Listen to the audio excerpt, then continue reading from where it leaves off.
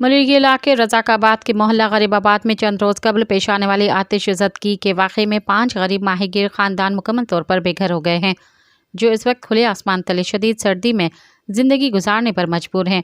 आतिश ज़दगी से मुतासरा ख़ानदानों में असगर मल्हा, सिकंदर मल्हा, अरशद मल्हा, अकबर मल्हा और उमर मल्हा शामिल हैं, जिनके कच्चे मकान जलकर राख हो गए हैं और उनका तमाम घरेलू सामान भी तबाह हो गया। मुतासरा ख़ानदानों के मुताबिक उन्हें इब्राहिम हैदरी टाउन के चेयरमैन की जानिब से मजमूई तौर पर सिर्फ 1 लाख रुपये बतौर इमदाद फराहम किए गए। ताहम इसके अलावा न किसी सरकारी अफसर और न ही ज़िला इंतज़ामिया की जानिब से कोई अमली मदद की गई।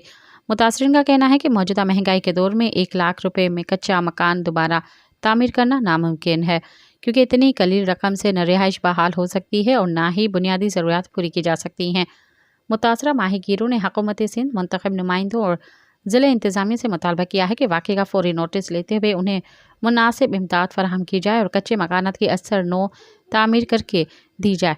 मुतासरा ख़ानदानों ने आला हुकाम से अपील की है कि वो इनके हालत ज़ार पर रहम करते हुए फ़ौरी अमली इक़दामात करें। सब्सक्राइब कयो अवामी न्यूज़ HD के ताज़ा तरीन ख़बरुन ला ॾिसंदा रहो अवामी न्यूज़ HD।